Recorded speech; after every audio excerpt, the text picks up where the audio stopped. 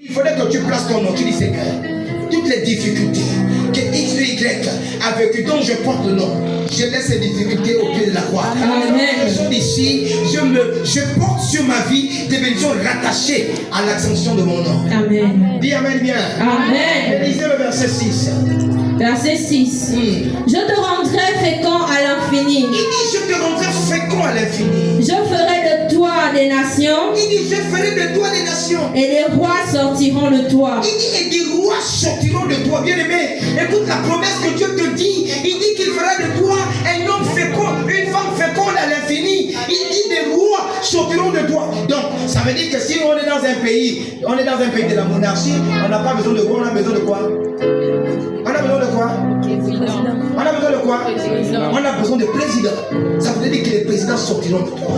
Tu dois sortir de toi à une seule condition, que tu scelles ton nom au pied de la croix. Amen. Tu dois sceller ton nom au pied de la croix, afin que ce que l'ennemi avait commencé à engendrer soit nul et sans effet. Amen. Mais il y a un problème qui est rentré dans la vie d'Abraham. Lorsqu'Abraham change de nom, Dieu fait la grâce à Abraham d'avoir des enfants. Mais au départ, Abraham n'était pas polygame. Abraham est devenu polygame par la poussée de Sarah. Amen. Sarah a dit, mon ami, comme je ne peux pas te donner d'enfant, on dit avec moi, je chasse le découragement. Je chasse le découragement. On dit avec moi, je chasse le découragement. Je chasse le découragement. Oui, il dit, je chasse le découragement. Je chasse le découragement. Amen. Amen. Quand tu dis qu'elle ne pouvait pas faire d'enfant, elle s'est mise à la place de Dieu en disant que mon chéri, je vais te donner Agar ma servante. Prends Agar ma servante. Bien aimé, la bénédiction et l'élévation ne passera pas par quelqu'un d'autre. La bénédiction et le choix parfait de Dieu ne passera pas par quelqu'un d'autre. La Bible déclare que Ismaël n'était pas le choix parfait de Dieu parce qu'il n'était pas dans le livre de la promesse. Mais pourquoi Ismaël a été béni?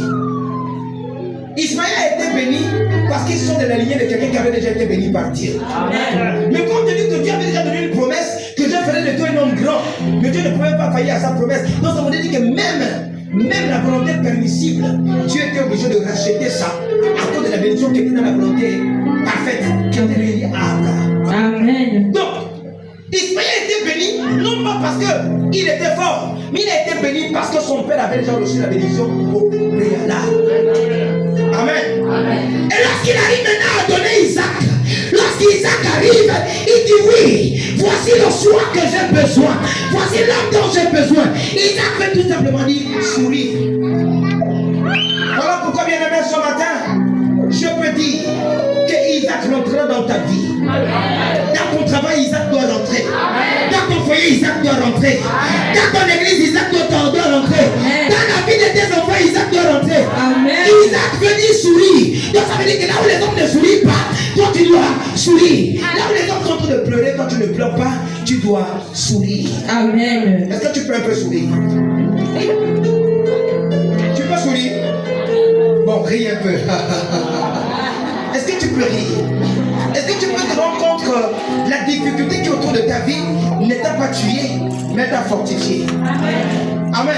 Amen. Il a dit le moment où tu es rempli de difficultés, la première pensée te dit non, va te pendre, va te pendre, va te pendre, va te pendre, va te pendre, va te pendre. Mais il y a un adage mondain qui dit que c'est en forgeant qu'on devient forgeron. Lorsque la difficulté arrive, on a dit quoi? La Bible déclare que le fer aiguise le fer. La difficulté vient aiguiser la personnalité que tu es. La difficulté vient aiguiser l'homme que tu es, la femme que tu es. Ça veut dire que là où tout le monde abandonne, toi tu n'abandonnes pas. Amen. Là où tout le monde délaisse, toi tu ne délaisses pas. Et c'était ça, Sarah. Sarah a voulu délaisser. Sarah a voulu délaisser. Mais je peux dire également, la bénédiction que Dieu avait donnée à Abraham est retombée sur Sarah. Parce que ce n'est pas Sarah qui a reçu la parole de Dieu. Ce n'est pas Sarah qui a reçu la promesse, c'est Abraham. Mais pourquoi Sarah arrive à être bénie à travers Abraham? Parce que la Bible déclare que tu quitteras ton père et ta mère et tu t'attacheras à ta femme, vous formerez une seule. Donc ça voulait dire que lorsqu'il a parlé à Abraham, il parlait également à Sarah. Parce qu'Abraham et Sarah étaient une seule chair. Ça veut dire que lorsque Dieu parlera à ton mari, il parlera également à la femme. Parce que vous formez une seule chair. Ça veut dire que lorsque Dieu parlera à la femme, il parlera également au mari. Parce que vous formez une seule chair. Mais le plus important, c'est de vivre la transformation. Ils ont vécu cette transformation. Si tu vois que le sommet te dépasse tellement, la chose que tu vois, c'est ta chaise. Mets-toi debout même là-dessus. Pour que tu sois vraiment éveillé afin de comprendre ce qui se passe. Amen. Dis Amen bien. Amen. Maintenant, nous rentrons dans ce qu'on appelle ici des difficultés et malédictions rattachées au patriarche. Il y a des difficultés qui sont rattachées à ton père, qui sont rattachées à ta mère, que tu vis aujourd'hui. Nous avons dit Genèse 16, à partir du verset 1 à 2. Et quelqu'un d'autre, là, maintenant vous allez essayer d'aider ma maman ici. Quelqu'un d'autre va prêter Genèse 25 à partir du verset 21. Et une autre personne va prêter Genèse 29 à partir du verset 31. Qui peut lire? Genèse chapitre 16 à partir du verset 1 jusqu'à 6. Là, nous sommes en train de parler des difficultés, malédictions et maladies, malédictions héréditaires. Il y a des difficultés et malédictions héréditaires qui sont rattachées à la famille.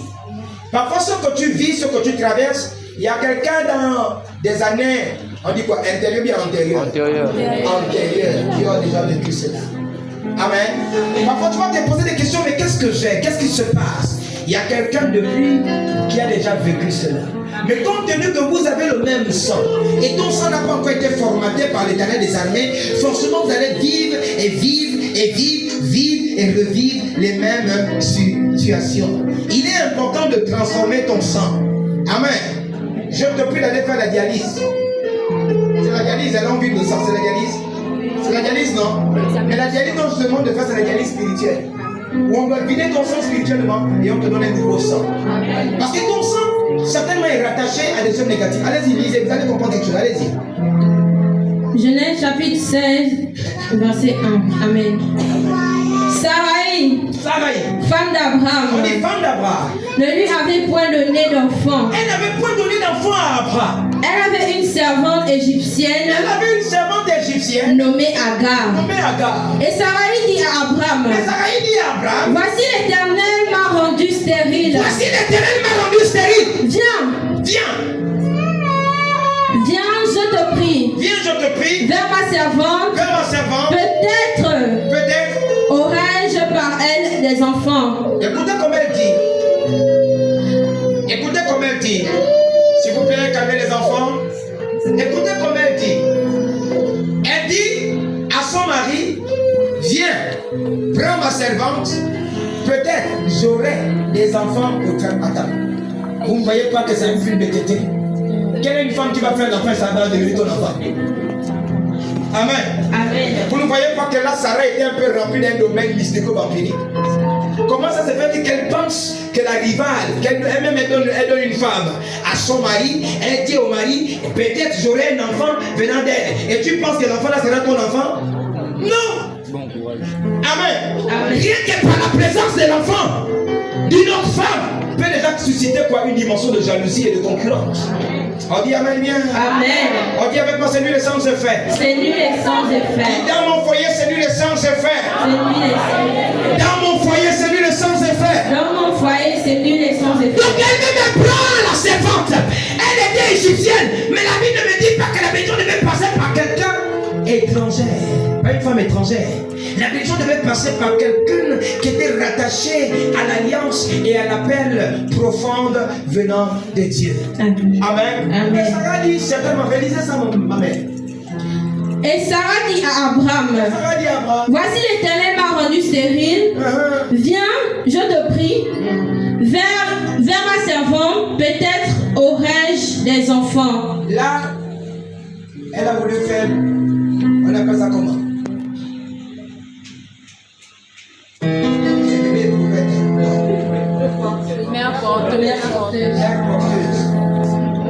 Maman, même la mère porteuse, quand on prend ta sémence, là où on dit on a pris ta sémence, on a mis dans le ventre. Quand elle commence à accoucher, elle a même du mal à te donner. Parce qu'elle va penser aux 9 mois passés avec cet enfant dans le ventre. Amen. Amen. Le véritable enfant qui est capable de porter ton empreinte, c'est l'enfant qui t'a donné les coups dans le ventre. Même lorsque tu vas, c'est vrai que tu vas aimer l'enfant, même lorsque tu vas, on appelle ça comment? Adopter. Lorsque tu vas adopter, tu vas aimer l'enfant. Mais c'est différent lorsque tu aimes un enfant qui est sorti de tes propres enfants. Amen. Vous voyez, là, Sarah voulait faire mère porteuse. Amen. Mais en temps avec Dieu, mère porteuse n'existe pas. Mère porteuse n'existe pas. Je te prie déjà d'enlever ça de ta tête. Amen. Toi qui as déjà réfléchi que tu dois faire mère porteuse, ou tu as déjà réfléchi que tu dois aller faire, on a dit ça comment? Bébé éprouvette. Amen. Laisse bébé éprouvette. Laisse-toi seulement éprouver par Dieu. Laisse bébé éprouver, il est déjà éprouvé par son éprouvette, je ne sais pas. Laisse-toi par contre éprouver par Dieu. Laisse-toi éprouver par Dieu. Parce que si Dieu a fait avec une femme de 90 ans, il peut aussi le faire avec toi. Quel que soit ton âge. Il a dit à Abraham, tu seras fécond à l'infini. Là où les hommes ont dit que la monopause, l'anthropause est arrivée, Dieu est capable de dire, j'ai ôte la monopause et la fécondité arrive. Amen. Nous aujourd'hui on n'arrive plus à recevoir la bénédiction de Dieu parce que nous sommes des chrétiens limités. Amen. Amen. On a déjà donné une grille d'action à Dieu. Voici ce que Dieu peut faire, voici ce que Dieu ne peut pas faire, voici ce que Dieu peut faire, voici ce que Dieu ne peut pas faire. Sans ignorer qu'il est omniscient, il est omnipotent, il est omniprésent, il est partout. Ça veut dire que ce que toi tu penses qu'il ne peut pas faire, il peut faire. Ça veut dire que là où tu es limité, lui n'est pas limité. Parce que le Dieu que nous prions, c'est le Dieu de l'infini. Amen. Dis encore Amen. Amen. Dis encore Amen. Amen. Voilà pourquoi je peux te dire, lorsque nous sommes dans le culte de famille, dans ce culte de famille, Dieu est capable de te donner un embouteillage puissant dans ton ventre. Ou toi-même, lorsque les enfants arrivent, tu te dis, mais attends, docteur, est-ce qu'on ne peut pas un peu stopper? Non, on ne va pas stopper, parce que ça va venir profondément au nom de Jésus. Amen. Amen. Amen. Donc Sarah était stérile. Elle était stérile à cause des malédictions rattachées au patriarche. Sarah a mis au monde Isaac. Et pendant que Sarah mettait au monde Isaac, vous allez lire dans la parole de Dieu qu'Isaac a vécu les mêmes méandres qu'Abraham. Est-ce que tu sais ça? Bon, peut-être tu ne sais pas. Maintenant, je t'informe.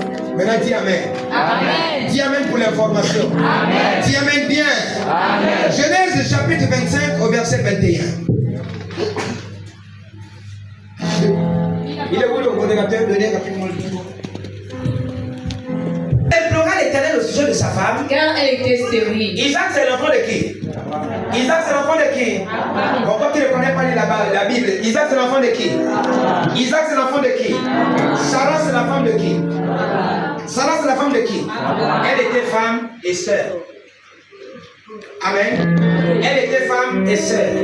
Le père d'Abraham avait beaucoup de femmes. Amen. Le père d'Abraham avait beaucoup de femmes. Donc Sarah est l'une des filles de la malade de Abraham. Amen. La même situation vient se reproduire. Donc lorsque Sarah meurt, comme Sarah meurt, Abraham n'envoie pas son serviteur ailleurs. Il envoie son serviteur, il dit à son serviteur, va dans la maison de mon père. En allant dans la maison de mon père, va prendre une femme à mon fils. Et lorsque il est arrivé, lorsque le serviteur d'Abraham, qu'on appelle Daman Eliezer, lorsqu'il est arrivé, il est reparti à la maison d'Abraham. En allant dans la maison d'Abraham, il allait trouver une femme qu'on appelle Rebecca. Amen. Rebecca, qui est aussi la demi-sœur d'Isaac. Donc, stérilité plus. Amen. Stérilité plus. Donc, il est allé prendre. Allez-y, lisez, maman. L'Éternel exauça sa prière. Et Rebecca, sa femme, devint enceinte. Vous prenez la Bible dans le livre de Genèse, vous allez voir que Rebecca est l'une des filles des parents d'Abraham. Amen. Donc il est lui-même le patriarche, s'est encore vendu. Au lieu d'aller prendre une femme ailleurs, mais il a encore allé prendre la femme de la même famille. Là où il y avait quoi? La stérilité. Là où il y avait quoi? La stérilité. Là où il y avait quoi? Mais bien évidemment, lorsque tu as déjà coupé les liens, mais ne repars plus. C'est ce que nous faisons par erreur. Tu as déjà coupé les liens avec les moukoukounions de la famille, avec l'onjobi de la famille, avec les mauvais mots de la famille. Toi-même encore tu vas te replonger. Après tu viens dire que Dieu ne t'écoute pas, mais Dieu va te couper comment? Dieu ne peut pas t'écouter. Soit tu es avec lui, soit tu n'es pas avec lui. Mais Abraham a encore envoyé dans sa propre famille. Rebecca aussi est arrivée. Quand Rebecca arrive, le gars veut faire l'enfant, mais Rebecca dit, mon ami, toi et moi on est d'abord liés par le sang. Le sang que j'ai là, c'est le sang de la stérilité. Amen. Amen. Mais lorsqu'il a su que c'était le sang de la stérilité, qu'est-ce qu'il a fait? Il a appelé le Dieu qui avait détruit la stérilité dans la vie de sa mère, afin de détruire aussi la stérilité dans la vie de sa femme qui était sa demi-sœur. Dis Amen bien. Amen. Dis encore Amen. Amen. Dis encore Amen. Amen. Voici les difficultés que l'on rencontre dans des familles. On rencontre ce qu'on appelle des œuvres héréditaires. Le papa était ivrogne, tous les enfants sont ivrognes. Amen. Amen. La maman était stérile, tous les enfants sont stériles. Le père n'a jamais eu le baccalauréat, même les enfants, c'est pendant qu'ils veulent s'efforcer, il n'y a pas. Pourquoi? Parce qu'on est assis sur un arbre généalogique qui a déjà sacrifié la famille. Et voilà pourquoi lorsque tu arrives en Jésus-Christ, Dieu te révèle ces choses, il est important de te séparer de cela. Est-ce qu'il t'arrive le moment de faire le tour d'horizon? Est-ce qu'il t'arrive le moment de t'asseoir, tu regardes un peu la vie de ta mère et tu regardes ta vie? Tu regardes un peu la vie de ton père, tu regardes ta vie. Ok, si tu regardes ta vie, regarde aussi un peu la vie de tes enfants. Tu te plains toujours, mes enfants me dérangent. Mais ça, ce n'est pas la photocopie conforme de ton caractère lorsque tu étais enfant. Est-ce que tu ne réalises pas qu'il y a quelque chose que tu as mené hier, qu'aujourd'hui que les enfants, plus qu'on a dit quoi? On a dit quoi? Que les enfants feront plus que les parents. Donc l'enfant vient faire plus que ce que tu as fait hier. Amen. Et à un moment donné, ça te désole. C'est des liens que tu dois couper. C'est des liens que tu dois briser. Parce que le siècle familial en Jésus-Christ ne doit pas rester debout. Il doit rester au pied de la croix. Parce que lorsque tu es au pied de la croix, Christ te lève. Lorsque tu es au pied de la croix, Christ te lève. Là où les hommes ont dit que tu ne seras jamais élevé, mais le pied de la croix est capable de t'élever. Parce que la croix, c'est la croix de la rédemption. Là où les hommes ont dit que la famille est foutue. J'ai un ami. Le père est mort de l'hépatite. L'enfant meurt de l'hépatite. Le frère meurt de l'hépatite. Le petit-fils meurt de l'hépatite.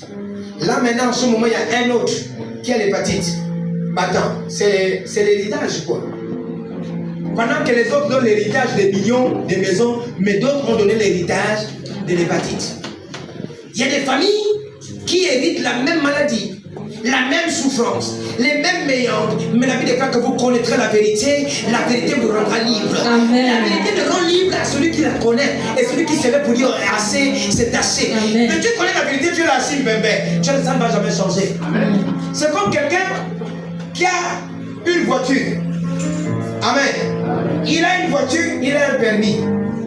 Mais il veut sortir pour aller chercher l'emploi. Dans la voiture, il y a le carburant. Il refuse de prendre la voiture pour prendre le taxi.